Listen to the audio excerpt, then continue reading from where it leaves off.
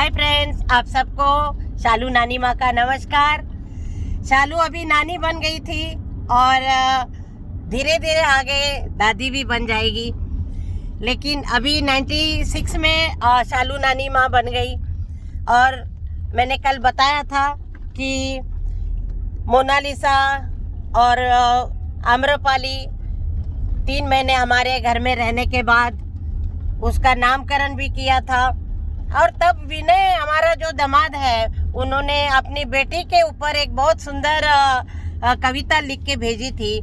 वो बहुत ही सुंदर, उसका वर्णन किया हुआ था कि एल्लरंथव नल्ला नन मगळु, मतलब मेरी बेटी जो है सबसे अलग है, सबसे हटके है, मतलब वो कॉमन नहीं है।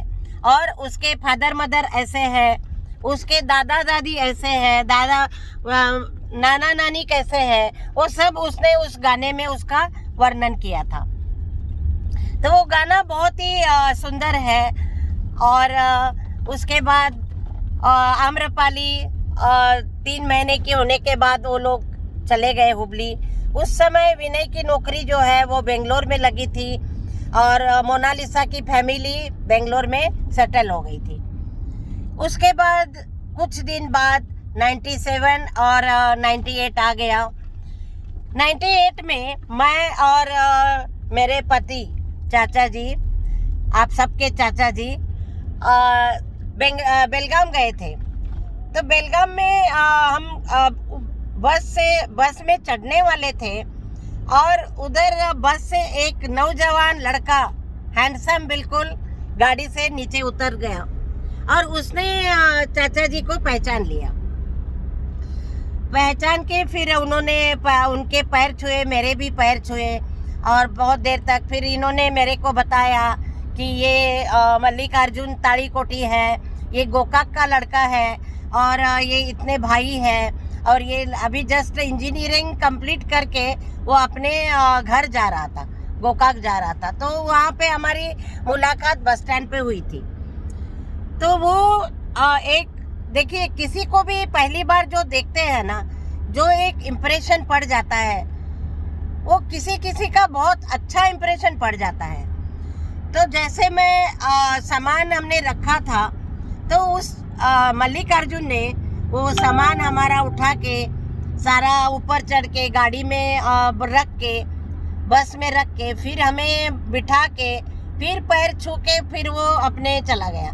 तो उसका जो इम्प्रेशन है, मुझे लगा कि आजकल के ज़माने में ऐसे भी लड़के हैं जो बिल्कुल एक कल्चर इनका जो है वो पता चलता है कि इतना अच्छा स्वभाव है या संस्कृति है जो माँ बाप बच्चों को देते हैं, वो उन बच्चों में आ जाता है।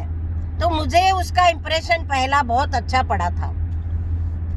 उसके बाद वो कुछ दिन बाद दिल्ली में इंटरव्यू के लिए आया था और फिर बात चल रही थी। लेकिन उससे पहले कि मैं बात बता रही हूँ कि अनीता जो है हमारी, वो मोनालिसा से 2 साल बड़ी है।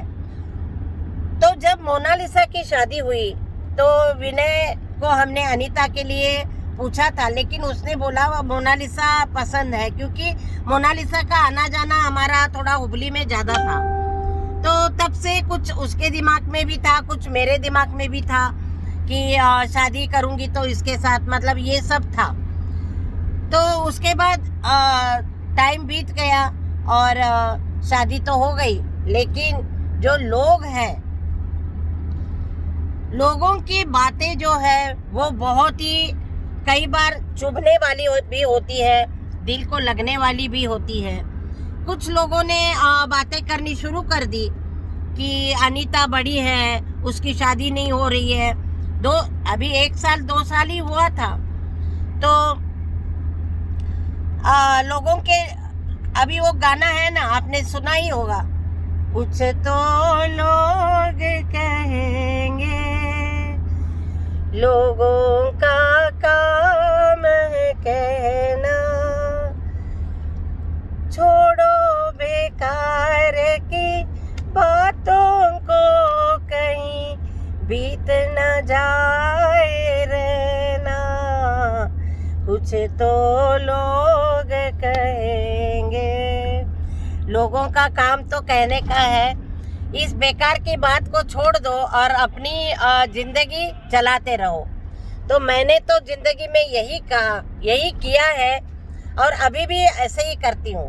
मेरा अपना ओन डिसीजन रहता है। कुछ भी मैं करती हूँ अपने दिमाग से, अपने डिसीजन से करती हूँ। मैं लोगों की बातों में नहीं आती। तो लोगों ने कह दिया कि उसकी शादी नहीं हुई और मोनालिसा की कर दी। इन्होंने एक अच्छा सुंदर नौजवान इंजीनियर लड़का देख के अपनी बेटी की शादी कर दी। तो मेरी भी उम्र कम थी उस समय, मेरे को भी थोड़ा फील हो गया। लेकिन उस समय विनय दिल्ली आए थे, तो विनय के आगे मैं रो रही थी कि लोग विनय इस तरह से बातें कर रहे हैं और मुझे बहुत बुरा लग रहा है इस बात का। तो विनय ने उस समय बहुत अच्छी और बहुत समझदारी की बात की। उसने कहा कि आंटी, आप अपनी बेटी की शादी आपने कर दी और उसकी नहीं की। अगर उसकी जगह आपकी बेटी गार्गी कॉलेज में जाके बीएससी करती और आप अनीता की शादी करते तो लोग पता है क्या कहते? देखा, जेठ की लड़की आपको भारी पड़ रही थी, अभी उसकी पढ़ाई भी नहीं हुई, उम्र ही क्या थी उसकी। अपनी बेटी को तो बीएससी करा रहे, अपनी बेटी को कॉलेज भेज के डिग्री करा रहे और जेठानी चले गए, उसके मम्मी पापा है नहीं, तो उसकी शादी जल्दी कर दी। क्या वो लड़की आपके वो भारी हो रही थी क्या? यही लोग कहते हैं ना आंटी। तो मुझे दिमाग में इस बात का बहुत अच्छा असर पड़ा। मैंने कहा बिल्कुल सही विनय, यू आर राइट, बिल्कुल बहुत अच्छी बात बताई तुमने। फिर मुझे अंदर से खुशी हो गई। मेरी बेटी ज़्यादा पढ़ी नहीं, कुछ नहीं, 10वीं के बाद मैंने शादी कर दी और बेबी हमारी गार्गी कॉलेज से बीएससी हो गई। तो मुझे इस बात का बहुत ही अभिमान है कि मेरी बेबी जो है बीएससी हो गई, क्योंकि साइंस लेके बीएससी करना उस समय बहुत ही मुश्किल था और उसने करके दिखाया। उसके बाद टाइम बीतता गया। फिर मल्लिकार्जुन हमारे जो है इंटरव्यू देने के लिए दिल्ली आए थे। कुछ मेरे दिमाग में जो पहले मैंने उसको देखा था कि हमारे इसमें बहुत ही अच्छा लड़का है, तो जब वो दिल्ली आए तो मैंने फिर बहुत अच्छे से बात की, थोड़े दिन रहे हमारे साथ। फिर बेबी को भी अच्छा लगा, मेरे को भी अच्छा लगा, घर परिवार में सबको अच्छा लगा। फिर मैंने बोला मैं तुम्हारे पापा मम्मी से बात करूंगी और शादी के बाद तुम्हें पसंद है तो बात को मैं आगे ये कर देती हूँ। तो मल्लिकार्जुन ने कहा ठीक है आंटी, आप जैसा भी है आप आ जाइए, गोकाक आ जाइए। तो फिर पापा मम्मी है, हमारे भाई लोग हैं, उनसे बात करके आप फिर बात आगे तक ले जाएंगे। तो उसके बाद मैं और चाचा जी चले गए और उनके पापा मम्मी से बात की, क्योंकि गोकाक के ही मेरे हस्बैंड रहने वाले थे। तो मुरगोड़ खानदान का सारा उनके मम्मी पापा को सब पता था कि हमारा खानदान क्या है, मेरे ससुर जी है, वो सब उनको पहले ही पता था। तो फिर वो कोई ज़्यादा ऐसे वो था ही नहीं। फिर 1998 में शादी हो गई अनीता की। तो कहानी मैं अनीता की शादी तक ही लेके जा रही हूँ और बहुत ही मेरी किस्मत, हमारी किस्मत बहुत अच्छी थी कि हमें मल्लिकार्जुन जैसा नेक, बिल्कुल स्वभाव, इतना अच्छा स्वभाव जैसा मेरा बेबी के लिए चाहिए था लड़का, बिल्कुल वैसा ही लड़का भगवान ने मेरे को दे दिया। और दोनों अभी बहुत खुश हैं और सुखी है।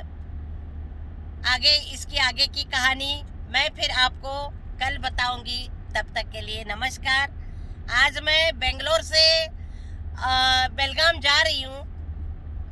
गाड़ी में, इनोवा गाड़ी में बैठी हूँ और गाड़ी में बैठ के मैं अपनी दादी माँ का बचपन आपको मैं बता रही हूँ। तो आप इसके लिए आपका धन्यवाद। और इसके आगे की कहानी फिर कल बताऊंगी। तब तक के लिए नमस्कार। आप सबका धन्यवाद। Thank you.